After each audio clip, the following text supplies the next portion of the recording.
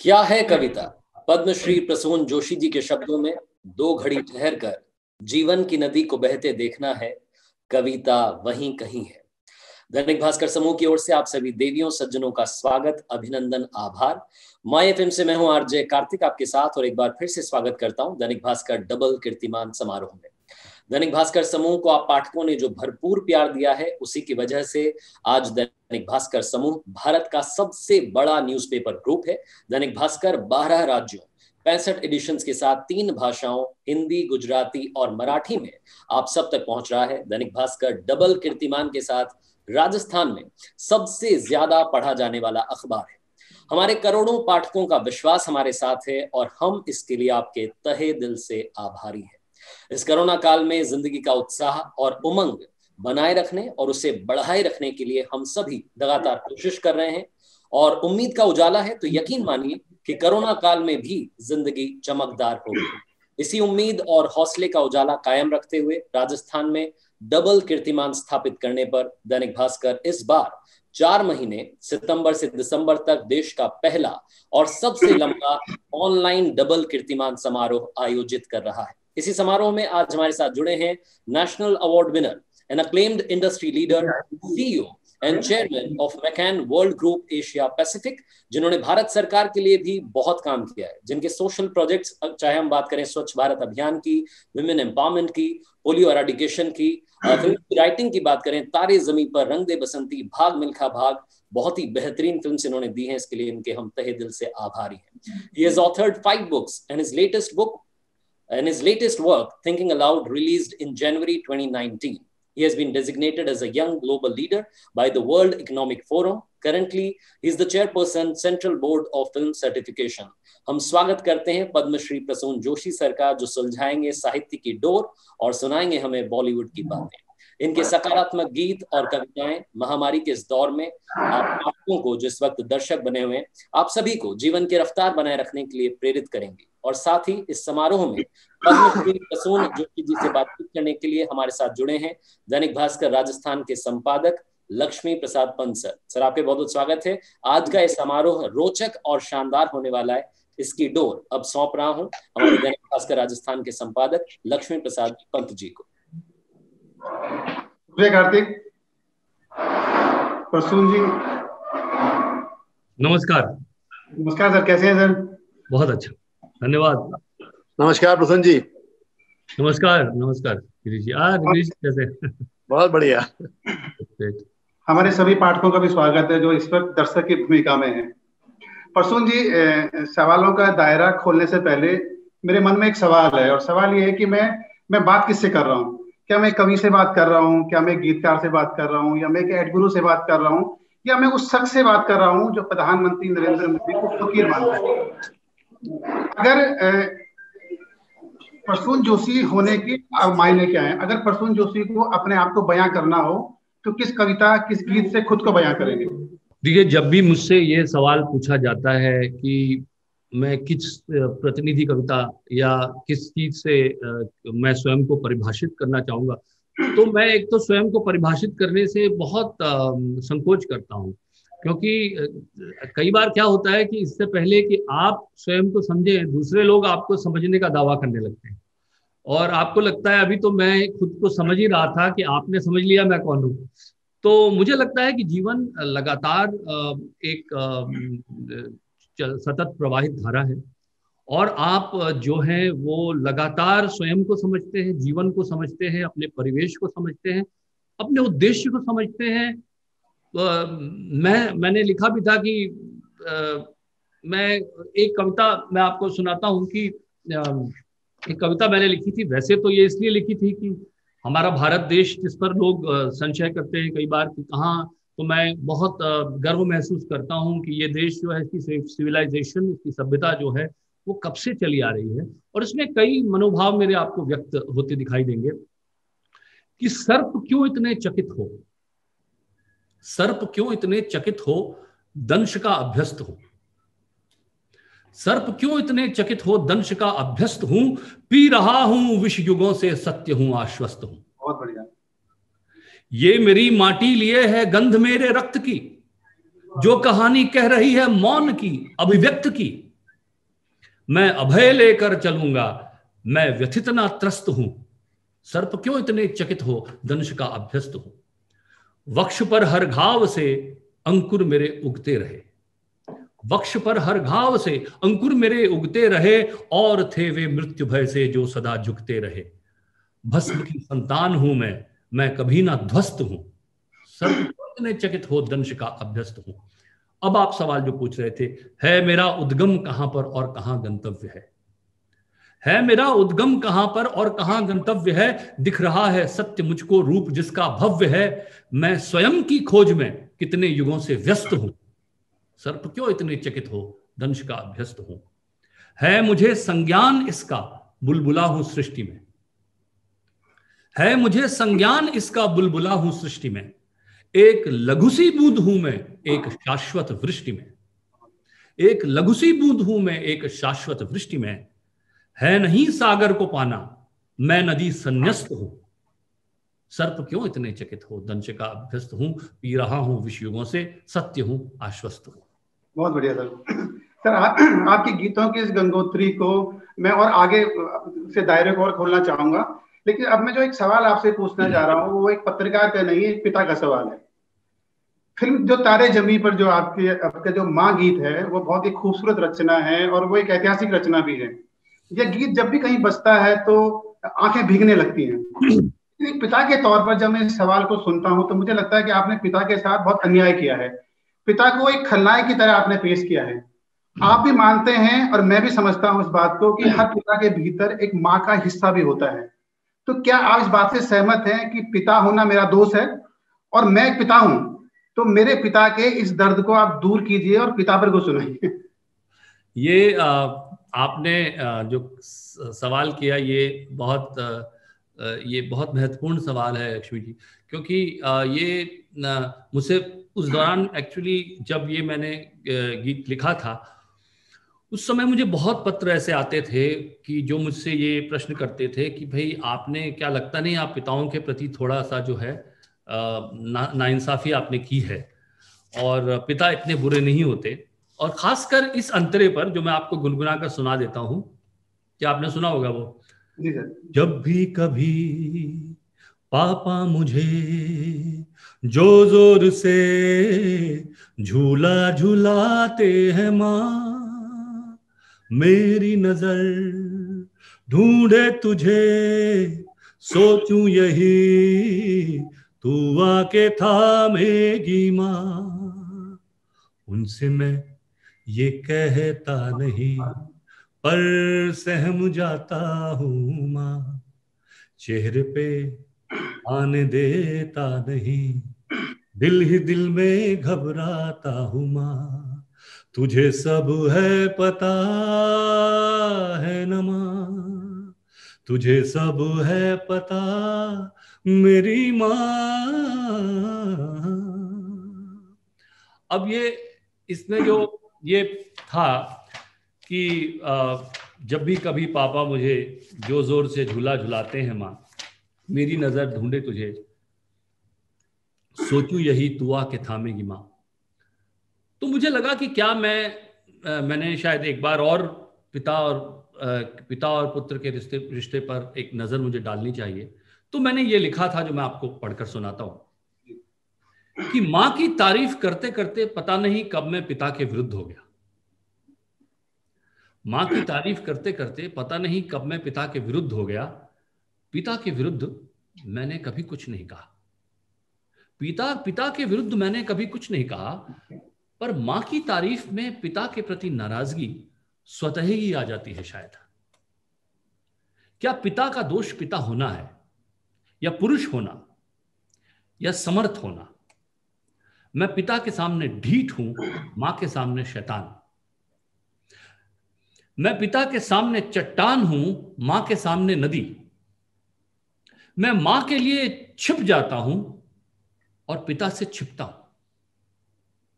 मैं मां के लिए छुप जाता हूं और पिता से छुपता हूं। मैं मां के सामने प्रश्न की गोलाई हूं और पिता के सामने उत्तर की नोक। मैं मां के सामने प्रश्न की गोलाई हूं और पिता के सामने उत्तर की नोक। मैं मां की गोद में समा जाता हूं और पिता की गोद में तन कर बैठता हूं सजग। मां के अचार के बयाम अगर धूप से जुदा होते हैं तो मैं उन्हें धूप में सरका देता हूं। पर पिता की फाइलों से गिरते कागजों पर मुझे कभी तरस नहीं आया। मैंने कई बार सोचा है पिता से लंबा होने के बारे में, पर मां से अपनी लंबाई कभी नहीं नापी। मैंने मां के बाल भी खींचे हैं कई बार झुंझलाकर, चीखा हूं मां पर, पटके हैं पैर, पर पिता के सामने खुद को नाप तोल कर पेश किया है। क्या मैं विद्रोह करता रहा हूं पिता की सत्ता के खिलाफ? क्या मां का प्रजा होना उसे मेरे करीब लाता है? क्या मैं ऐसा ही करता अगर मां की सत्ता होती? क्या तब भी मैं उसे इसी तरह प्रेम करता, या उसकी शक्ति सामने खड़ी होती और मैं फाइलों से कागज समेट रहा होता? बहुत बढ़िया। मतलब इस कविता से आपने पूरी जवाबों की मुट्ठी खोल दी है। तो लेकिन मेरा इसमें इस दायरे को मैं और खोलूं अगर, तो क्या आपको सर, आपको व्यक्तिगत तौर पर आपको भी ये लगता है कि माँ जो होती है वो पिता को गुंडे की तरह पेश करती है कि भाई अगर बेटा शरारत करता है कि शाम को जो है वो आएगा, मैं उसे शिकायत करूंगी तेरे फादर की, या मैं मतलब शाम को आएगा, तो जो गुंडे की जो छवि माँ ने पिता की बनाई है, क्या आप इससे भी सहमत हैं, या आपको लगता है कि इसमें भी एक प्रेम है? नहीं, देखिए, हमारे समाज में भूमिकाएं होती हैं और आपने जो सुना होगा ताड़ और लाड़ वाली बात, और कि कहाँ पर ज़रूरी होता है, कहाँ पर आवश्यक होता है डिसिप्लिन, अनुशासन, तो वो मुझे लगता है वो भूमिकाएं अदा करते हैं। देखिए, मैं एक विशेष व्यक्ति की बात नहीं कर रहा हूँ, विशेष कई लोगों के रिश्ते इतने सुंदर नहीं होते हैं, पर अगर आप मूलतः माँ और पिता की बात करें और उनके रिश्तों की बात करें, तो कहीं उनमें आपका हित होता है। वो कोशिश यही करते हैं कि दोनों के बीच एक तरह का एक सामंजस्य हो, एक तालमेल हो, और उससे आपका जीवन जो है वो उसको चलाने का प्रयास करते हैं। तो मैं इससे सहमत नहीं हूँ वैसे कि माँ जो है इतने पूर्वाग्रहों से ग्रस्त होती है कि वो शुरुआत ही ऐसे करती है कि पिता को ऐसे प्रस्तुतिकरण उसका जो है इस तरह का हो। पर हाँ, एक चुनाव हो जाता है, वो स्वतः होता है। जैसे कि मैंने इस कविता में भी उसे एक्सप्लोर करने की कोशिश की थी कि क्यों होता है, कहीं उसके जा करके आप देखें उसमें धागा दर धागा काफ़ी लेयर्ड रिलेशनशिप्स होती हैं, इतनी सरल नहीं होती हैं रिलेशनशिप्स। कई बार जैसे आपने इस बात का कि शुरुआत में आपने कहा था कि क्या पिता में एक माँ नहीं होती। देखिए, ममत्व अलग चीज़ है। ममत्व जो है वो आवश्यक नहीं है कि वो माँ में ही हो, ममत्व पिता में भी हो सकता है। जो ममता का तत्व है, जो वो प्रेम, जो नर्चरिंग क्वालिटी जिसे कहते हैं आप, वो सींचना, वो सिंचन जो है वो किसी में भी हो सकता है। और कई बार आप देखेंगे हम लोग टाइगर मॉम, जैसा आपने सुना होगा, टाइगर मॉम की बात सुनते हैं, तो वो अलग तरह की। तो मुझे लगता है ये लालन पालन, लेकिन उसके कहीं गहराई में मुझे लगता है कि माता पिता के अंदर जो है एक अपने बच्चे का हित जो होता है वो सर्वोपरि होता है। और खासकर मैं मानता हूं कि हमारे देश में तो बहुत लंबे समय तक बच्चे जो हैं माता पिता के साथ रहते हैं। और कई बार मुझसे लोग कहते हैं कि क्या आपके अंदर एक रिबेलियस स्ट्रीक नहीं थी जो क्रिएटिव लोगों में होती है? क्या आप गिटार लेके निकल गए, अपना मेरी मंजिल अलग है, मैं तलाश से निकल चुका हूं, वो बड़ी रोमांटिक इमेज प्रस्तुत की गई है। तो मुझे लगता है लेकिन एक संवेदनशील व्यक्ति जो है, बड़ा मुश्किल होगा कि अपने भारतीय माता पिता के साथ वो विद्रोह की घंटी बजाए, क्योंकि वो जब इतना प्रेम और इतना अनुराग और इतना डेडिकेशन देखता है तो उससे नाते तोड़ लेना, और विद्रोह किस लिए, किससे विद्रोह कर रहे हो? विद्रोह जब इतना प्रेम हो तो प्रेम से कैसे विद्रोह किया जाए? प्रसून जी, नमस्कार। प्रसून जी, ये पूछना चाहता हूँ कि जो कविताएं आपने लिखी, वो जो बचपन आपका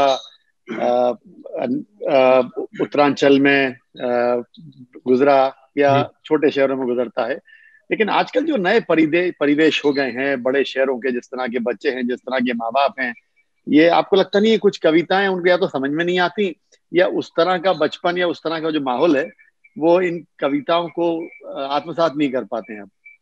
जी सही है आपकी चिंता। मैंने गिरीश जी आपने पहले भी ये चिंता की है और मुझे लगता है कि ये आपकी बहुत वैलिड बात है।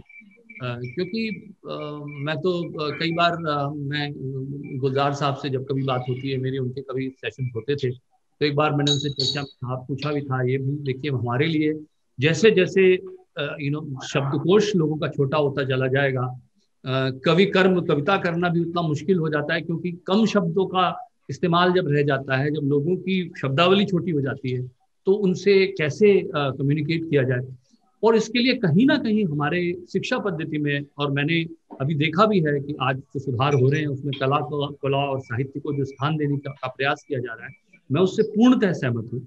यहाँ तक मैं तो ये कहता था जब मैं मैनेजमेंट की पढ़ाई कर रहा था और मैं सुनता था कि हमारे गेस्ट लेक्चर्स आते थे, तो चाहे वो सीईओज हों चाहे कोई और किसी फील्ड के एक्सपर्ट्स होते थे, वो एंड में या कहीं ना कहीं कविताओं का सहारा लेते ही थे। और फिर मैंने गौर से देखा तो यहाँ तक कि हमारे संसद में, पार्लियामेंट में भी कविताओं का सहारा लिया जाता है। जब कहने को कुछ बचता नहीं तो फिर कविताओं के माध्यम से कहा जाता है। जब कविताएं हमारे जीवन का, साहित्य हमारे जीवन का इतना बड़ा स्थान है उसका, कि आप मैनेजमेंट की पढ़ाई के बीच में भी वहीं से कोट करते हैं, तो क्यों नहीं उसको हम सीरियसली अपने इवन मैनेजमेंट कैरिकुलम का हिस्सा बनाएं। मैं तो इतना रेडिकल कह रहा हूँ आपसे कि चाहे आप इंजीनियरिंग की पढ़ाई करें, चाहे आप, क्योंकि कविता जो है वो सिर्फ कविता करना नहीं है, जीवन के प्रति एक काव्य दृष्टि का होना। एक जर्नलिस्ट भी काव्य दृष्टि रख सकता है, एक सिनेमेटोग्राफर भी काव्य दृष्टि रख सकता है। काव्य दृष्टि जो है सिर्फ कविकर्मी का ही वो नहीं है, वो बाकी लोरी भी अपने आप में काव्य है। We can have a poetic eye, जिसे कविता की दृष्टि। और जब आपके पास पोएटिक आई होती है तो आप चाहे वो पॉलिटिशियन हो, आप जो भी होंगे, आपके मन में समाज के प्रति एक तरह की संवेदनशीलता होगी, जनहित होगा, लोकहित होगा, मानवहित होगा, वो आपकी दृष्टि में और आपके। तो इसलिए मैं आपसे बिल्कुल सहमत हूं कि कहीं जो कविता के संस्कार कम होते जा रहे हैं, उनका बीजारोपण पुनः किया जाना चाहिए। इसी पे एक सवाल मेरा और है कि अभी तो हुई बात माँ बाप के बचपन की वगैरह वगैरह, जिस तरह प्रेम के ऊपर जिस तरह की पहले कविताएं होती थी कि एक लवर दूसरे को कैसे बात करता था, किस तरह अप्रोच करता था वगैरह वगैरह, और आज का जो माहौल हो गया है व्हाट्सएप वाला कि आपको प्रपोज भी करना है तो व्हाट्सएप पे कर देते हैं, तो उसके बारे में आप क्या कहना चाहेंगे?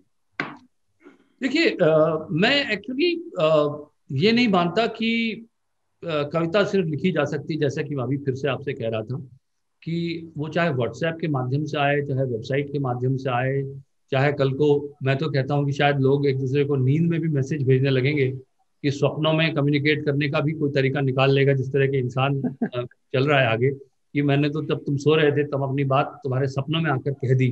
पहले तो सिर्फ कल्पना से कहता था, कि आपने गीत सुना होगा कि ख्यालों में किसी के इस तरह आया नहीं करते।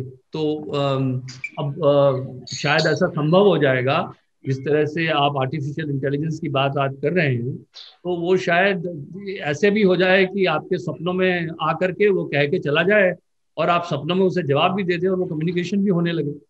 लेकिन उसके पीछे जो भावना है, अगर वो जिंदा है, तो मैं व्हाट्सएप को कोई इतनी बड़ी चीज या कोई भी ऐसा संचार माध्यम उसको इतना बड़ा नहीं मानता कि वो आपकी मूल भावना को नष्ट कर सकता। अगर हमारा डीएनए करेक्ट है, if the poetry is there in your DNA, वो इट विल मैनिफेस्ट इटसेल्फ, उसका वो परिलक्षित होगी, वो आपकी आंखों से झलकेगी, वो आपके हाव भाव में दिखेगी, वो आपके व्हाट्सएप मैसेज में भी दिखेगी। तो ऐसा नहीं है, तो वहां जाकर मूल में करना चाहिए, और वो शिक्षा के साथ हमारे जो जीवन के जो हमारे प्रति हमारा रुख है, उसमें उसका बीजारोपण कर देना चाहिए। सर, आपने काव्य दृष्टि की अभी बात की, आप भी कहते रहे हैं कि विचार जो धीमी आंच में पकते हैं जी, और आप कैसे विचारों को पका रहे हैं, मैं आपको आपकी गीत आप ही के सामने रखना चाहता हूँ। दो लाइनें, जैसे रंग दे बसंती में आप कहते हैं कि धीमी आंच पर थोड़ा इश्क चढ़ा, थोड़ा झरने मिला, थोड़ी नदी मिला, और फिर आप मसक अली पे पहुंच जाते हैं और फिर आरक्षण फिल्म में कहते हैं कि झटक कर जुल्फ जब तुम तौलिए से बारिशें आजाद करती हो। तो ये प्रसून जोशी के मन की कोख में ये शब्द कैसे पैदा होते हैं? देखिए, इस सब के पीछे आपने तीनों गानों का जो एग्जाम्पल लिया है, आपने शायद आपको एहसास होगा, आप एक प्रबुद्ध व्यक्ति है, ये तीनों में एक ना एक कहीं थॉट है तीनों में, और तीनों के पीछे एक्चुअली कहानी है। आपने रंग दे बसंती के गाने का जिक्र किया कि धीमी आंच पे तू जरा इश्क चढ़ा, तो थोड़े झरने ला, थोड़ी नदी मिला, थोड़ा छिलक छिड़क, थोड़ा हिला हिला, फिर एक रंग तू खिला खिला, फिर मोहे मोहे तू रंग दे बसंती। अब ये जो है, अगर आप इसका लेखन इसका स्टाइल देखें तो एक्चुअली ये गाना जो मैंने लिखा था, मुझे अब आज भी याद है, बहुत तड़के सुबह मैंने ये A.R. रहमान जी को मैसेज में भेजा था ये गाना, और मैंने उनसे कहा था ये बसंती रंग बनाने की विधि है। और आप देखें कि जैसे हम लोग खाना बनाने की विधि पढ़ते हैं ना, वैसे ही लिखा है इस गाने को मैंने। थोड़ी सी धूल मेरी मिट्टी की मेरे वतन की, कि थोड़ा मिर्च लीजिए, थोड़ा नमक लीजिए, थोड़ा ये लीजिए, थोड़ी सी खुशबू बोराई सी मस्त पवन की, थोड़ी सी धौंकनी वाली धक धक धक धक धक धक सांसें, जिनमें हो जुनू जुनू वो बूंदें लाल लहू की, ये सब तू मिला मिला ले, एक रंग तू खिला खिला ले, और मोहे तो रंग दे बसंती यारा, मोहे तो रंग दे बसंती। धीमी आंच पे, तो अब हम जैसे लिखते हैं खाने बनाने की विधि, आप देखिए कि धीमी आंच पे चढ़ाइए, 2 मिनट पकाइए, वही है बिल्कुल वैसे ही मैंने इसको लिखा था। तो एक्चुअली मैंने इस गाने का नाम रखा था रेसिपी, और ये मैंने उनको भेजा, और उन्होंने इसके बाद इसको जिस तरह से आपने सुना है, दिलेर मेहंदी जी ने गाया और A.R. रहमान साहब ने इसको कंपोज किया, तो लेकिन इसका जो मूल स्वर था वो एक विधि के तरह से मैंने इसको अप्रोच किया था। मसक्कली आपने गीत की चर्चा की, मसक्कली में भी मैं क्योंकि वो जो धुन थी वो पहले दरा दरा दरा दरा दरा दरा दरा दरा दरा दरा दरा, सो ये जो था पहले से। अब मुझे दरा दरा दरा दरा, तो मुझे एक शब्द आया मसक्कली मसक्कली उड़ मटक्कली मटक्कली। मसक्कली जो शब्द था वो एक्चुअली कोई शब्द है नहीं, ऐसा कोई शब्द है नहीं। आज लोगों को लगता है शायद ये हो, और यहां तक गिरीश जी, मैं कई बार लोगों से ऐसे ही मजाक में करता हूं मैं, क्योंकि कोई ये मानना नहीं चाहता कि मुझे नहीं पता है। तो मैं पूछता हूँ, कोई मुझसे पूछते हैं कि ये आपने मसक्कली जो लिखा, ये किस कॉन्टेक्स्ट में लिखा है? मैंने कहा क्यों, मसक्कली का मतलब तो पता होगा आपको? तो वो कहते हैं कि हाँ, of course I know, what are you talking about, of course I know, I just want to know which context have you used it. I said context is there in front of you, but have you heard this word before? तो फिर वो ये कहते हैं नहीं क्या बात कर रहे हैं, हिंदी नहीं पढ़ी हमने, क्या यार, हम भी हिंदी उर्दू सब पढ़ते हैं, हमें पता है। तो वो तो बस कॉन्टेक्स्ट पूछ रहे हैं, कोई ये मानना नहीं चाहता कि उसे पता नहीं है कि ये शब्द है ही नहीं। अब ये शब्द मैंने ऐसे ही, मेरे कॉइनेज हुई, और कॉइनेज इतनी सुंदर लगने लगी, इतना सुंदर उसका साउंड था मसक्कली मसक्कली, कि मैंने कहा इसको मसक्कली रखते हैं। और उसको जस्टिफाई करने के लिए फिर हमने फिल्म में, क्योंकि मैं स्क्रिप्ट में भी इन्वॉल्व था, तो हमने उस फिल्म में जो कबूतर था उसका नाम मसक्कली रख दिया, जिससे कि लगे भाई कि इस वजह से इसको, क्योंकि वो उड़ मसक्कली। बट इस गीत की जो मूल भावना है वो बहुत एक तरह से फ्रीडम की बात है इसमें। जरा पंख झटक गई धूल अटक, और लचक मचक के दूर भटक, ये उड़ बस्ती बस्ती कस्बे कस्बे, कैसे उड़ तू हवा से जुड़, कर ले पूरी दिल की तमन्ना। तो ये गाना जो है एक्चुअली फ्रीडम का गाना है, और specially for a girl child उसकी फ्रीडम का है। और मुझे बड़ा दुख हुआ कि बीच में इसके रिमिक्सेस भी बनाए लोगों ने, और इसकी मूल भावना को बिल्कुल नष्ट करने वाले रिमिक्सेस बनाए। वो बहुत कष्ट होता है ऐसी चीजें देख के, जब उसकी मूल स्वर जो होता है उसमें टेम्पर हो जाता है। तो ये आपने गीत कहा। और तीसरा गीत आपने जिक्र किया था, झटक कर जुल्फ जब तुम तौलिए से बारिशें आजाद करती हो। झटक कर जुल्फ जब तुम तौलिए से बारिशें आजाद करती हो, अच्छा लगता है। हिलाकर होंठ जब तुम हौले हौले गुफ्तगू को साज करती हो, अच्छा लगता है। ये मैंने लिखा था। एंड ये क्या था कि मुझे लगा कि आजकल जो युग आ गया है, वो अभी गिरीश जी की बात है कि वो ये तो लड़के की तरफ से आता है कि झटक कर जुल्फ जब तुम तौलिए से बारिशें आजाद कर, तो वो लड़की क्या कहती है कि थोड़ा शॉर्ट में बतलाओ ना, सीधे पॉइंट पे आओ ना। तो अभी जो आपने कहा कि हम ये टेक्स्ट मैसेजेस के शॉर्ट फॉर्म के युग में जी रहे हैं, उसमें जो एक जल्दी है, आपको ताज्जुब होगा कि ह्यूमन बीइंग का जो अटेंशन स्पैन है ह्यूमन रेस का, वो 8 सेकंड है अब इस समय, एज पर द रिसर्च।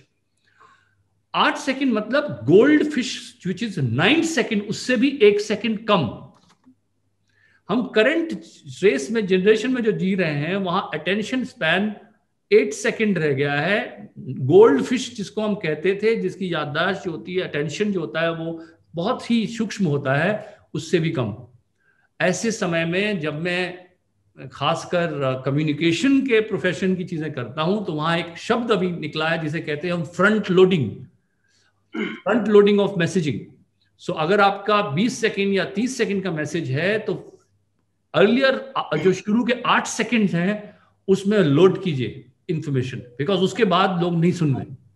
तो ये बिल्कुल समझने वाली बात है, सोचने वाली बात है कि हमारा अटेंशन स्पैन अगर इस तरह से घटता चला गया, तो अपनी बात शायद हम सिर्फ पलक झपका कर ही कह पाएंगे एक दूसरे से। प्रसून जी, मैं आपसे बिल्कुल एग्री करता हूं, क्योंकि ये सबसे बड़ा चैलेंज पंत जी और हमारे सब एडिटर्स के पास रहता है सुबह अखबार में एवरी डे, कि वो हेडिंग में 5 सेकंड के अंदर ही पाठक को रुझान मिले और वो उस खबर में डुबकी लगाए।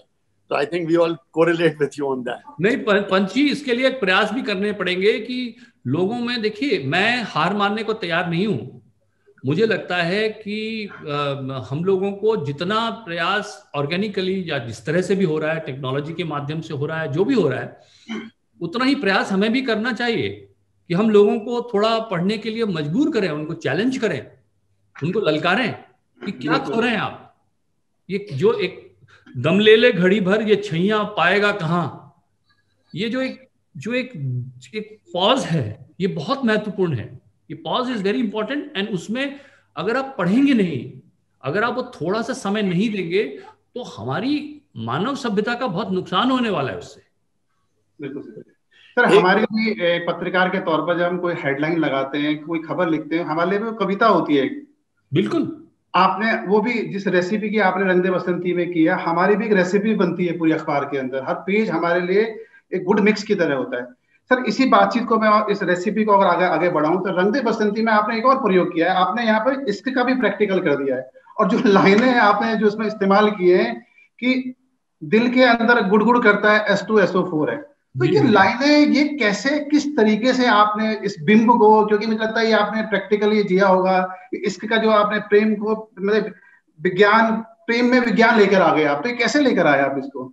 विज्ञान का छात्र था। मुझसे कई लोग पूछते हैं कि भाई आपने फिजिक्स पढ़ी, आपने मास्टर्स किया फिजिक्स में, ये सब चीजें तो व्यर्थ हो गई, आपकी एजुकेशन तो व्यर्थ हो गई। तो मैं तो ये मानता नहीं कि भाई देखिए, कोई भी चीज व्यर्थ होती है। किसी भी तरह की पढ़ाई लिखाई या कोई भी चीज, अगर आप ज्ञान अर्जन, किसी भी तरह का ज्ञान अर्जन आप करेंगे, तो ज्ञान जो है वो आपका व्यर्थ नहीं जाता। अब अगर आप नॉर्मल किसी गीतकार से जो ज्यादातर बम्बई में रहे हों और उनको सिर्फ फिजिक्स से लेना देना, केमिस्ट्री से ना हो, तो शायद वो तेजाब शब्द का प्रयोग करते कि हर दिल में तेजाब है। पर मैंने साइंस पढ़ी थी, तो मुझे लगा H2SO4 क्यों नहीं लिख सकता मैं, कि हर दिल में बुड़बुड़ करता H2SO4 है। नाटा ये सन्नाटा है, देखो लंबू शोर है। नाटा ये सन्नाटा है, देखो लंबू शोर है। हर दिल में बुड़बुड़ करता H2SO4 है। तो वो जो बिंब और वो एक इमेजरी थी, वो मेरे कॉलेज डेज से आई में। अब उसी तरह की चीजें आप उसका प्रयोग करते हैं, जिस तरह की आपकी एक्सपोजर, आपका एक्सपोजर होता है, वो वही रिफ्लेक्ट होता है आपके काम में, और वही ऑथेंटिसिटी है। देखिए, मुझे तो मालूम नहीं था पंत जी कि मेरे को मुझे जो है फिल्मों में मेरे गीत जो है इस तरह से लोग सराहेंगे, पसंद करेंगे। मैं उत्तराखंड में पला बढ़ा, मूलतः मुझे मेरी परिवार में तो मैं जब तक अपने पैरों पर खड़ा नहीं था, हमारे घर में तो फिल्मी संगीत सुना ही नहीं जाता था। मेरे माता पिता दोनों शास्त्रीय संगीत के मास्टर्स किया उन्होंने, दोनों ने मास्टर्स उन्होंने किया वोकल में, वो भी वोकल में। तो दोनों लोग, ज्यादातर हमारे यहाँ शास्त्रीय संगीत सुना जाता था, ध्रुपद धमार सुना जाता था, ख्याल सुना जाता था, ठुमरी दादरा सुना जाता था। तो वो सब चीजें सुनने के बाद मेरी जो शब्दावली थी वो फिल्मी गीतों से नहीं बनी। मेरी शब्दावली प्रकृति से बनी, लोक संगीत से बनी, हिंदी साहित्य से बनी, और भाषाओं के साहित्य से बनी। उर्दू, भोजपुरी के फोक गीत में पढ़ता था, बहुत जो मुझे मिल जाते थे वो पढ़ता था। तो वहां से मेरी शब्द परंपरा शुरू, क्योंकि एक स्पेशल इंस्ट्रक्शन था कि फिल्मी गीत नहीं सुनेंगे आप। ये मेरे घर में था, हम रेडियो में कभी सुन लेते थे, कहीं आता था तो है, लेकिन ऐसा नहीं। मेरे पास जितना कलेक्शन कोई कैसेट्स का था वो सब जो थे क्लासिकल म्यूजिक के होते थे। और पढ़ने को किताबें जो मिलती थी वो साहित्य की थी। आज भी मेरे सामने रखी होती, देखिए ये हिंदी साहित्य की पुस्तक मैं पढ़ रहा हूँ अभी। तो ये अपना आचार्य रामचंद्र शुक्ल की जो हिंदी साहित्य का इतिहास है। और आप देखें कि बहुत सुंदर भाषा। एक चीज हमको बचाना होगा कि जो हमारी लोक भाषाएं हैं, जो हमारी कई भाषाएं जिनको मैं भगिनी भाषाएं कहता हूँ हिंदी की, वो भगिनी भाषाओं को, और जैसे कि मैं उत्तराखंड से आता हूँ, वहां पर कुमाऊनी भाषा है, गढ़वाली भाषा है, बड़ी सुंदर रचनाएं हुई हैं उसमें। लेकिन ये अगर बचाई नहीं जाएंगी तो शायद, देखिए जब शब्द मरता है तो सिर्फ शब्द नहीं मरता, शब्द अपने साथ उस संस्कृति भी मर जाती है उसकी, क्योंकि शब्द जो होता है वो संस्कृति का कैप्सूल होता है। और वो संस्कृति का कैप्सूल उसमें एक प्रिजर्व्ड होती है नॉलेज। आई वॉज एक्चुअली, बड़ा इंटरेस्टिंग एग्जाम्पल मैं आपको देता हूँ। एक बार मैं शूटिंग कर रहा था किसी शूट पे, और हमारे वहाँ शूटिंग में एक व्यक्ति होते हैं जिनको हम गैफर कहते हैं। गैफर का काम होता है कि वो आपको लाइट के इंस्ट्रक्शंस बताते हैं कि लाइट कैसे आएगी, सन कहाँ से आ रहा है। उनको लाइट एंड शेड का बड़ा मालूम होते हैं, उनके पास इंस्ट्रूमेंट्स होते हैं। तो वो अपना जांच कर रहे थे, बादलों को देख रहे थे। तो मैंने उनसे कहा कि देखिए मुझे कविता याद आ रही है, हमारे फोक में हमको बचपन में मेरी सुनी हुई है कि काला बादल जी को डरावे, भूरा बादल पानी लावे, माघ पूख जो दखन चले तो सावन के लक्षण भले। अब ये देखिए कि किस तरह से हमारी कविता में एक नॉलेज को प्रिजर्व किया जाता था, ज्ञान को प्रिजर्व किया जाता था। ये जो पहले ही बात उसी पे, क्योंकि गिरीश जी ने बहुत महत्वपूर्ण सवाल उठा लिया था, कविता का जो उद्देश्य है वो सिर्फ मनोरंजन नहीं था हमारे देश में।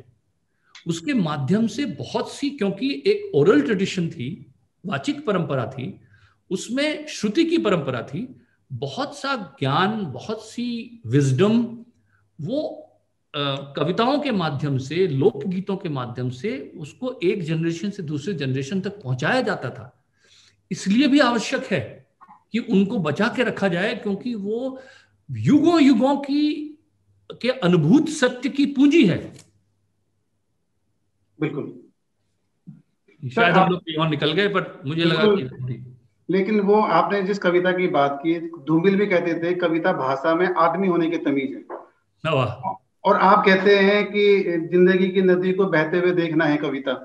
जी जी जी जी। तो सर इस कविता को, जिंदगी की नदी को बहते हुए देखना है कविता, आप बता पाएंगे हमको? ये कविता एक थी, हाँ जरूर बताता हूँ।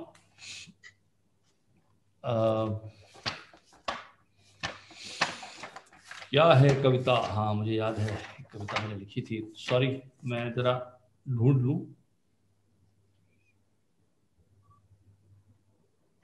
मिल गई तो सौभाग्य रहेगा, और नहीं मिली तो क्षमा करूंगा, मतलब मैं क्षमा चाहूंगा, और मैं कोशिश करता हूं कि मिल जाए। आगे और कोई सब प्रश्न हो तो बताएं, अगर ये कविता नहीं मिली तो। मेरा एक सवाल था सर, जैसे आपने बात की कि एक कवि आ गया, मिल गई, मैं पढ़ देता हूँ। क्या है कविता? तो ये मैंने ऐसे एक्सप्लोर किया था कि कविता है क्या है कविता? क्या भावनाओं की झील में छलांग लगाकर मोतियों भरी हथेली लेकर निकलना है कविता? क्या है कविता? क्या भावनाओं की झील में छलांग लगाकर मोतियों भरी हथेली लेकर निकलना है कविता? क्या भाषा को मेहनत के लिए उकसाना है कविता? या कुछ बताना, कुछ छुपाना और बिन कुछ कहे सब कुछ कह जाना है कविता? या कुंठाओं की खरपतवार के बीच, या कुंठाओं की खरपतवार के बीच एक विचार अंकुर का सर उठाना है कविता? या फिर संवेदनाओं के दीप को शब्दों की ओट में तूफानों से बचाना है कविता? या इतिहास जिसे भुला दे, राजनीति जिसे भुला दे, उस मासूम से सत्य को जीवित रखना है कविता? शायद और भी बहुत कुछ है कविता, पर अगर सरलता से सोचें तो शायद 2 घड़ी ठहर कर जिंदगी की नदी को बहते हुए देखना है कविता। बहुत अच्छा, बहुत खूब, बहुत खूब। जी, कविता का प्रसून जी, मेरा इसी को जोड़ के सवाल बोलता हूं कि जैसे आपने बोला कि पहले आपने कहा था कि कविता में स्वतंत्रता जरूरी है, कि जब आप लिखें तो कोई उसमें बागड़ नहीं होनी चाहिए कि आप यहाँ नहीं जाएं, वहां नहीं जाएं। लेकिन जो फिल्म इंडस्ट्री है और जो एडवर्टाइजिंग इंडस्ट्री है, इसमें तो बहुत सारे नियम, कायदे, कानून बना दिए जाते हैं ऑडियंस को देख के कि भाई ये फिल्म इस तरह की ऑडियंस को अपील करेगी, ये सिचुएशन है, तो आपको कविता इसी की तरह लिखनी है। जैसे गोपाल दास नीरज जी कहते थे कि उन्होंने फिल्मी दुनिया, बॉलीवुड छोड़ा इसीलिए था कि उनको इतना झगड़ के रखते थे कि ये लिखिए, ऐसे काट लीजिए, ये शब्द नहीं चलेगा। तो आप कैसे मैनेज करते हैं इस इंडस्ट्री को? नहीं, थोड़ा तो इसलिए मैनेज करता हूँ कि थोड़ा मेरी बात सुन लेते हैं, इसलिए मैनेज कर लेता हूँ। दूसरा, मैं मानता हूं कि नीरज जी, उन्होंने, मेरा सौभाग्य रहा कि उन्होंने मुझे जाने से पहले मुझे देहरादून में वो मिले और मुझे उन्होंने अलंकृत किया था, एक सम्मान दिया था, और उनसे मेरी चर्चा भी, वो कहते थे कि आप मेरे कई गीत, और खासकर तारे ज़मीं पर उन्हें बहुत पसंद थे उन्हें ये गीत। तो उनकी बात सही है, क्योंकि जब आप स्वांतः सुखाय लेखन करते हैं, जब आप अपने लिए लिखते हैं, तो आप निर्बाध लेखन करते हैं। लेकिन जब आप एक कमर्शियल वर्ल्ड में जाते हैं, जहां पर आप तो जानते हैं मार्केट रिसर्च वाले भी लोग होंगे, मार्केटिंग के भी लोग होंगे, स्ट्रैटेजीज भी बनाएंगे, तमाम तरह की चीज़ें आपके सामने रखी जाएंगी। मैं क्योंकि कॉर्पोरेट वर्ल्ड से भी मेरा नाता रहा और मैं हमेशा जुड़ा रहा उससे, तो मुझे उसमें कभी कोई विरोधाभास नहीं दिखाई दिया। मुझे उसमें क्लैरिटी है कि आपको, ये एक कमर्शियल वर्ल्ड है, इसमें आपको लोगों की रुचि, क्योंकि आप लोगों को वो प्रस्तुत कर रहे हैं, लोगों से आप पैसे मांग रहे हैं, लोगों को आप चाहते हैं कि you want their share of wallet. जहां आप शेयर ऑफ वॉलेट चाहेंगे, वहां आपको शेयर ऑफ वॉइस का रिस्पेक्ट करनी पड़ेगी।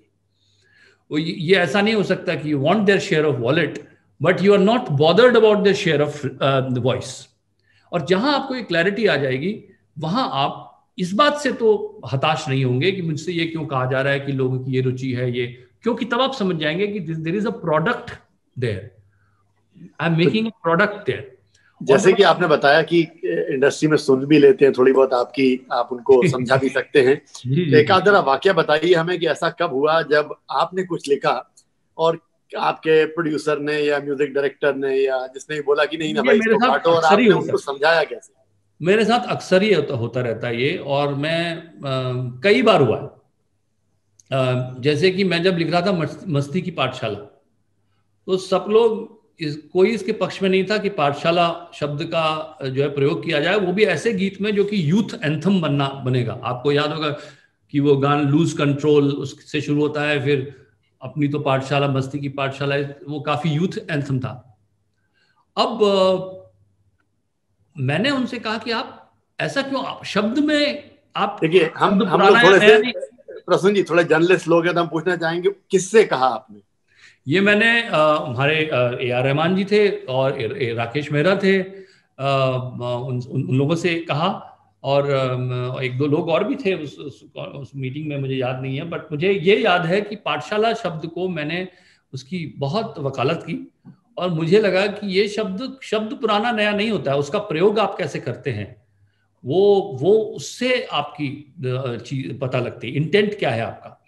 और उसके बाद तो बाढ़ सी आ गई थी। मैं तो टेलीविजन के कार्यक्रम देखता था जो कहते थे फलाने की पाठशाला, इसकी पाठशाला, उसकी पाठशाला, और जब मैं पाठशाला का प्रयोग कर रहा था तब ये कहा कि पाठशाला जो है वो आर्केक है, ये तो फॉरगॉटन वर्ल्ड है, कहाँ होती है, गांव में होती है पाठशाला है, वो तो मतलब पाठशाला जो है वो शब्दों में। अभी क्या है, हम लोग जब हमारी भाषा की कमी ये हो गई, कहीं ना कहीं भाषा में कोई कमी नहीं है, उसके जो प्रयोग करने वाले लोगों का जो आत्मविश्वास है अगर नहीं होगा, जिस आत्मविश्वास से आप हिंदी बोलेंगे, जिस आत्मविश्वास से अपनी भाषा का प्रयोग करेंगे, आप देखेंगे वही आत्मविश्वास लोगों तक पहुंचेगा।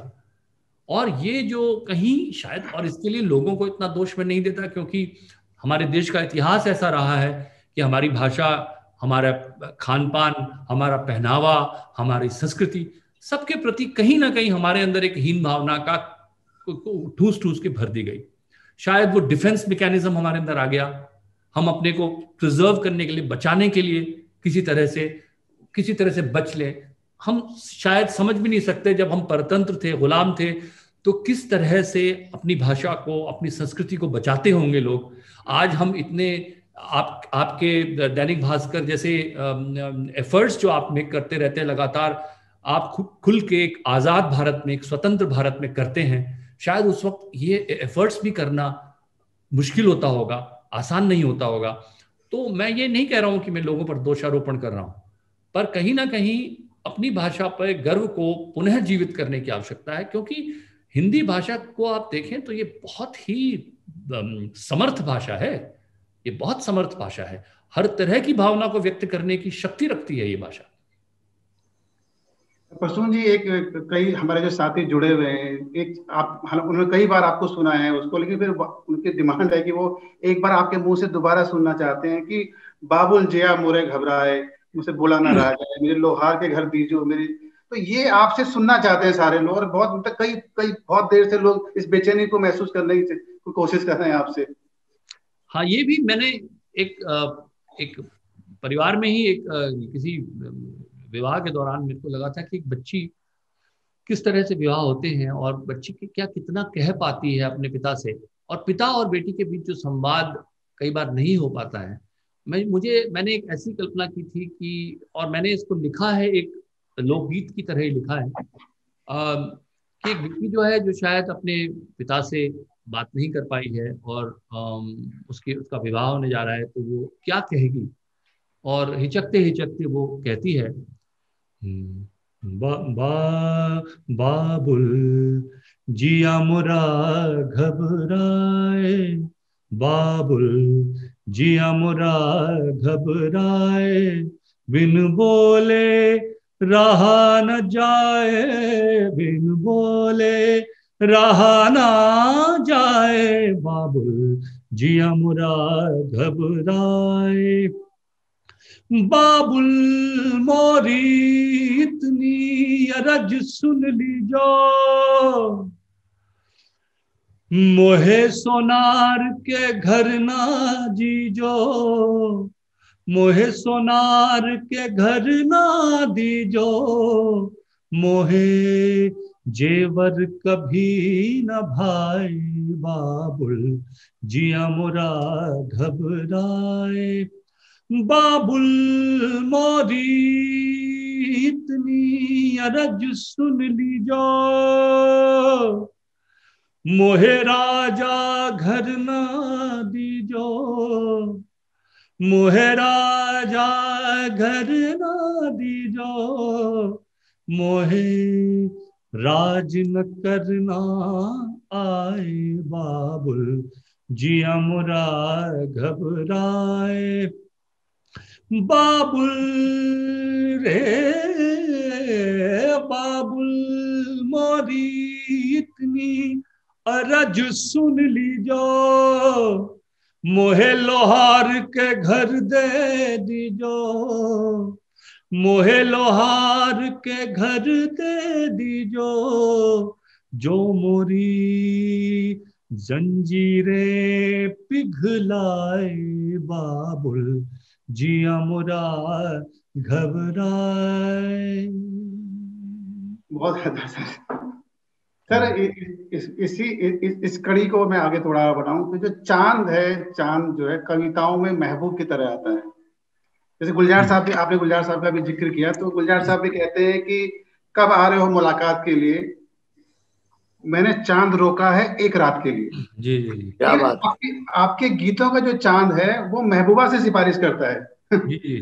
तो चांद सिफारिश, तो आपको क्या लगता है कि सर ये जो चांद का जो चेहरा है, आपके गीतों में चांद के जो अलग अलग चेहरे हैं, तो क्या आपके गीतों में हम कभी चांद पर चाय पीने भी चलेंगे? देखिए, और कल पूनम है। बिल्कुल। बिल्कुल, चांद सिफारिश गीत आप कह रहे हैं कि इसमें भी कि चांद को जनरली जिस तरह से उसके बिंब का प्रयोग किया गया, मैंने कहा कि उसको से अगर सिफारिश करवाई जाए, चांद सिफारिश जो करता हमारी देता वो तुमको बता, तो अगर चांद को अपनी साइड कर लें तो क्या एक जो प्रेमी है वो किस तरह से उसको कहेगा। अगर चांद उसकी साइड में हो, उसकी उसकी एडवोकेसी करने लगे, उसकी वकालत करने लगे, उसका पक्ष प्रस्तुत करे, तो चांद अगर हमारा पक्ष प्रस्तुत होता तो आपको बता देता वो ये सब। तो वो एक नई तरह से मैंने उसको प्रस्तुत किया था और मुझे लगा था कि ये पसंद आएगा लोगों को, और आया भी, काफ़ी प्रसिद्ध भी हुआ ये गीत, बहुत जबान पे लोगों की चढ़ा। तो हाँ, कोशिश मेरी रही है। गुलजार साहब तो खैर चांद पर अक्सर लिखते रहे हैं, उनको तो सभी उनके गीतों का। मैं एक गीत का अगर मुझे मिलता है तो एक गीत था मेरा,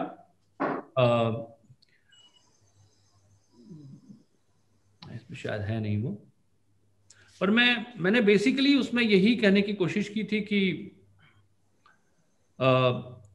बहारों को बुलाया, नदिया को भी मनाया, मिन्नतें की तब वो गुनगुनाई, बारिशों को मंगाया, नखरे धूप के उठाए, कोशिशें की, और आया वो और उसने कहा देखो आने पे मेरे बदलते हैं मौसम। तो मैं इतने जतन से, इतनी कोशिश, ये गीत है मेरा, एक एल्बम है मन के मजीरे, उसमें है ये गीत, और ये मुझे बड़ा प्रिय भी है ये गीत। तो शुभा मुद्गल जी ने इसको गाया था। हाँ, उसने कहा अगर मुझे मिलता है 211 पेज, हाँ, तो ये अगर आप सुने, मैंने कभी पहले पढ़ा नहीं, कि बहारों को बुलाया, नदिया को भी मनाया, मिन्नतें की तब वो गुनगुनाई,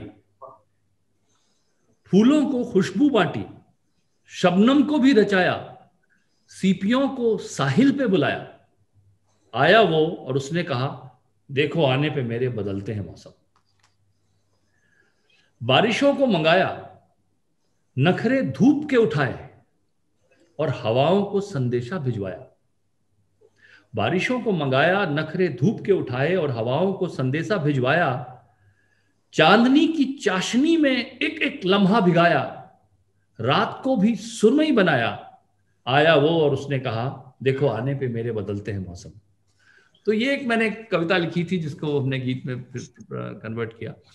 तो कहीं जो आप कह रहे थे कि चांद को हमने रोका है, लेकिन कई बार हम भूल जाते हैं कि लोग कितने एफर्ट्स करते हैं, कि इतनी आसानी से नहीं होता है। कई बार उनको हम नज़रअंदाज करते हैं, और लकी आर दोज पीपल, वो बहुत लकी हैं जिनके जीवन में ऐसे प्रेम करने वाले लोग हैं, जितना उनके लिए करते हैं, तो उसको हमेशा एक्नॉलेज करना चाहिए मेरे हिसाब से। वैसे भी सर पहाड़ों में जो चांद होता है वो बहुत बड़ा होता है। जी प्रसन्न जी, एक चीज पूछना चाहूंगा आपको कि लोग कहते हैं कविता के लिए एकांत चाहिए होता है, कविता के लिए दर्द चाहिए होता है, कविता के लिए विरह चाहिए होता है। आपके पास ना एकांत है, ना दर्द है जितना हम समझ सकते हैं, और जितना मैं जानता हूँ विरह भी नहीं है। तो फिर ये कविता आती कहाँ से सर? नहीं, देखिए, जीवन के ऐसा मान लेना कि किसी के जीवन में दर्द नहीं है तो बड़ा, दर्द की पराकाष्ठा को आप क्या मानते हैं और किस डिग्री ऑफ दर्द क्या है, लेकिन हर एक का अपना अपना दर्द होता है। ये बात अलग है कि मैं क्या दिखाना चाहता हूँ, मैं क्या प्रस्तुत करना चाहता हूँ, क्या चुनना चाहता हूँ। मेरी कोशिश ये रहती है कि जीवन में पॉजिटिव चीजों पर फोकस करूँ। देखिए, लोग क्या करते हैं कि नेगेटिविटी पे बहुत फोकस करते हैं। आज देश में हमारे खासकर बहुत जरूरत है कि झील में पत्थर ही पत्थर हैं, झील भूल चुकी है झील होना। झील में पत्थर ही पत्थर हैं, झील भूल चुकी है झील होना। अब कहां बची गौरैया की फुरफुर, हर कोई चाहता है चील होना। तो एक कहीं जो नेगेटिविटी है उससे बचाने की बहुत आवश्यकता है। तो मेरे अपने दर्द हैं, मैंने मतलब बहुत बचपन में लिखा था कि पूछा है तुमने मुझसे कि आखिर क्या है मेरी प्रेरणा, और कि मेरे शब्दों में ये कैसे आई गहन वेदना। मैं कहता हूं भूल रहे हो अब तुम अपने ही कटाक्ष को, तुम ही मुस्काए थे एक दिन देख के मेरे भावरुदन को, वही तुम्हारा तीर लगा था फूट पड़ी थी तभी वेदना, वही तुम्हारा दंभ था प्रियवर, वही बना था मेरी प्रेरणा। तो कवि जो होता है, कवि हृदय जो होता है, वो छोटी छोटी चीजों से उसका, छोटी छोटी सूक्ष्म से सूक्ष्म चीजों से भी उसको फर्क पड़ता है, उसको सुनाई देती है वो चीजें। और वो आपने नेगेटिविटी पॉजिटिविटी की बात कही, आई थिंक ये बहुत जरूरी मुद्दा है और भास्कर इसके लिए काफी सालों से प्रयास कर रहा है। हमने ये प्रयास भी किया है कि हमारा जो सोमवार का अंक होता है वो नो नेगेटिव मंडे बोलते हैं उसको।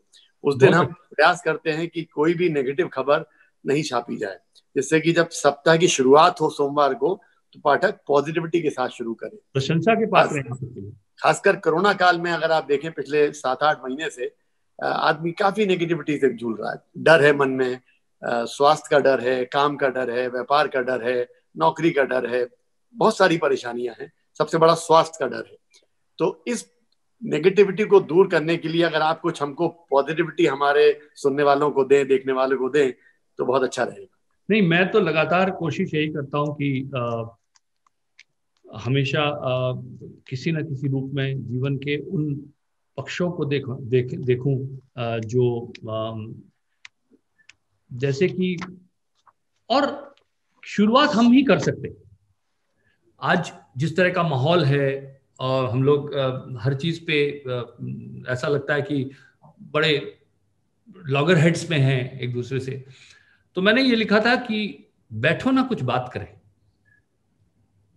बैठो ना कुछ बात करें, अंधियारे को मात करें, एक विश्वास जगाने की चलो हम तुम ही शुरुआत करें।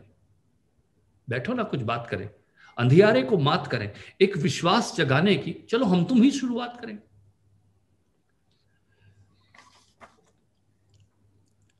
सबके घाव बड़े गहरे हैं, सबका अपना किस्सा है। सबके घाव बड़े गहरे हैं, सबका अपना किस्सा है। दर्द लिखा है इस धरती पर जिसमें सबका हिस्सा है। खोल के मुट्ठी नारों वाली अब हाथों में हाथ करें, बैठो ना कुछ बात करें, अंधियारे को मात करें, एक विश्वास जगाने की चलो हम तुम ही शुरुआत करें। ऐसे पहने पहने होकर कैसे हम रह पाएंगे, ऐसे पहने पहने होकर कैसे हम रह पाएंगे, और नुकीले होकर हम तुम खुद को ही चुप जाएंगे। ऐसे पहने पहने होकर कैसे हम रह पाएंगे, और नुकीले होकर हम तुम खुद को ही चुप जाएंगे। माना सरल नहीं है करना, पर करना हमको ही है। उलझे रस्तों को सुलझाकर चलना भी हमको ही है। रातों को इतिहास बनाकर मिलकर चलो प्रभात करें, बैठो ना कुछ बात करें, अंधियारे को मात करें, एक विश्वास जगाने की चलो हम तुम ही शुरुआत करें। क्या बात है, बहुत बढ़िया, बहुत बढ़िया। हम तुम ही शुरुआत करें, बहुत बढ़िया जी। तो मुझे कोशिश करती रहना चाहिए।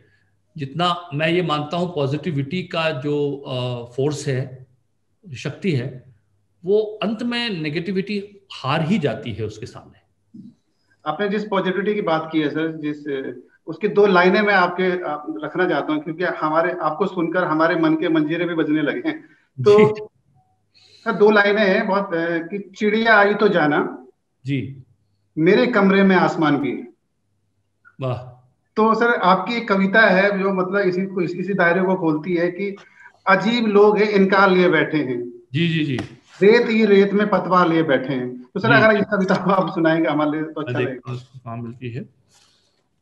हाँ, ये कविता थी, मैंने लिखी थी, और ये भी मैंने इसीलिए लिखी थी कि देखिए डिनायल में नहीं रहना चाहिए चेंज के, और चेंज के साथ जुड़ना चाहिए, क्योंकि ये आसान नहीं होता है कोई भी परिवर्तन, और उसमें पॉजिटिविटी को जीवित रखना आसान नहीं होता है। तो एक मिनट दीजिए मुझे।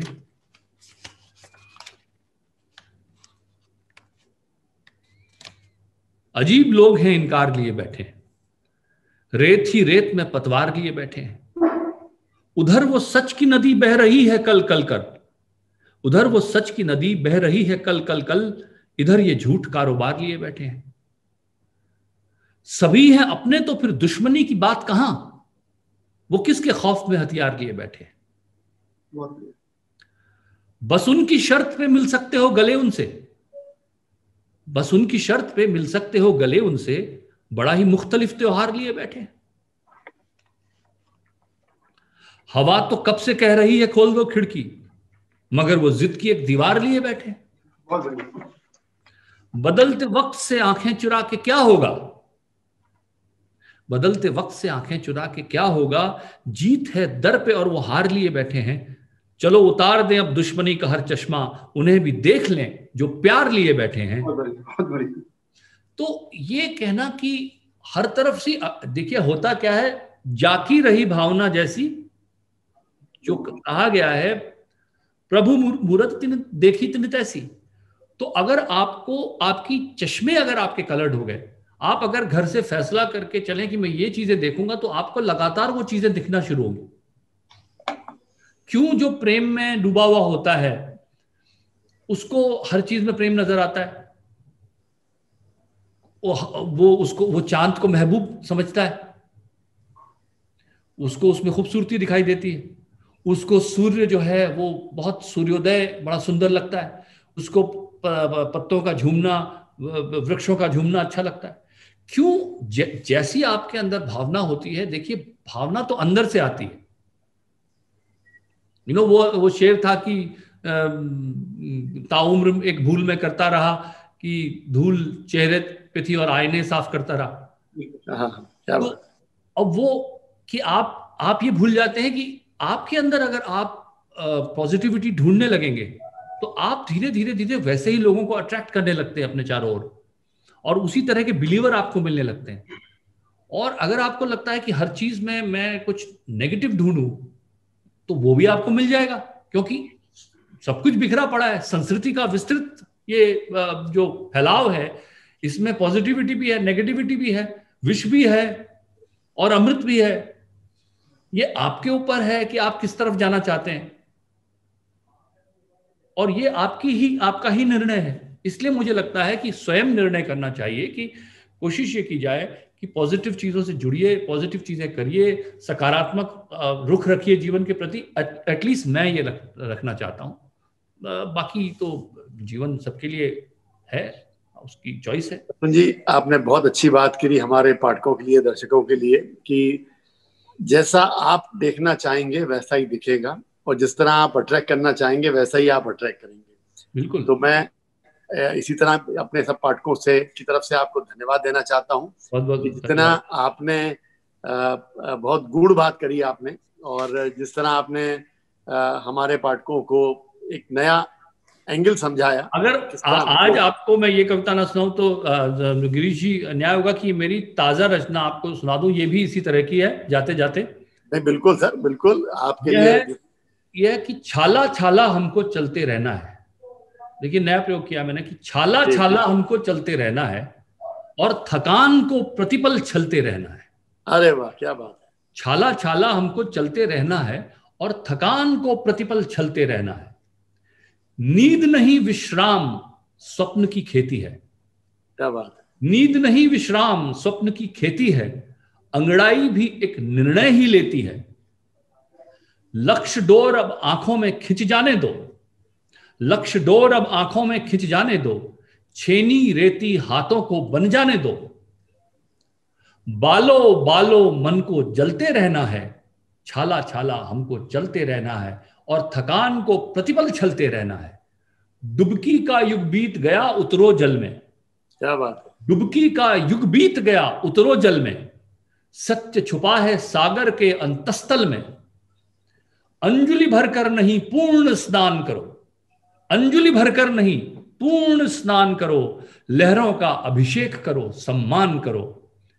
कर्म कुंड में यह अस्तित्व डिबोना है, छाला छाला हमको चलते रहना है और थकान को प्रतिपल छलते रहना है। वे आएंगे रक्त अशक्त बनाने को, वे आएंगे रक्त अशक्त बनाने को, वे आएंगे यह संकल्प मिटाने को, सीमाओं का बोध कराने आएंगे, सच्चा अमृत क्रोध मिटाने आएंगे। वे आएंगे रक्त अशक्त बनाने को, वे आएंगे यह संकल्प मिटाने को, सीमाओं का बोध कराने आएंगे, सच्चा अमृत क्रोध मिटाने आएंगे। पर हमको तो सूर्य बीज ही बोना है, पर हमको तो सूर्य बीज ही बोना है। छाला छाला हमको चलते रहना है और थकान को प्रतिपल छलते रहना है। बहुत बढ़िया, बहुत सुंदर ताजा रचना थी, पहली बार मैंने कहीं पढ़ी है ये, इससे तो पहले पढ़ी नहीं। कुछ तो आपकी अनुमति से इसको हम अपने करोड़ों पाठकों के लिए छापना भी चाहेंगे अपने यहाँ। छापिए। ये पहली बार मैंने पढ़ी है, आज एक हफ्ता 10 दिन पहले ही लिखी है ये।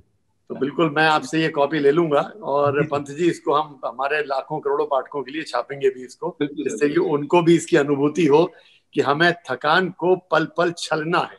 बहुत बढ़िया लिखा आपने प्रसून जी, आपका बहुत बहुत धन्यवाद। आपने अपने व्यस्त समय से हमारे लिए समय निकाला और आपसे बातचीत करके जो आनंद की अनुभूति हुई वो बिल्कुल ही अद्भुत है। बहुत अच्छा लगा, हमेशा ही अच्छा लगता है गिरीश जी, और जितने आपके प्रयास हैं, खासकर जो आप सकारात्मक कोशिशें कर रहे हैं और आप कह रहे हैं कि हम नेगेटिव न्यूज़ के प्रति, बहुत सुंदर प्रयास हैं। मुझे आशा है कि ये जो आपके संघर्ष हैं ये हमें एक नई सुबह की तरफ, नए प्रभात की तरफ ले जाएंगे।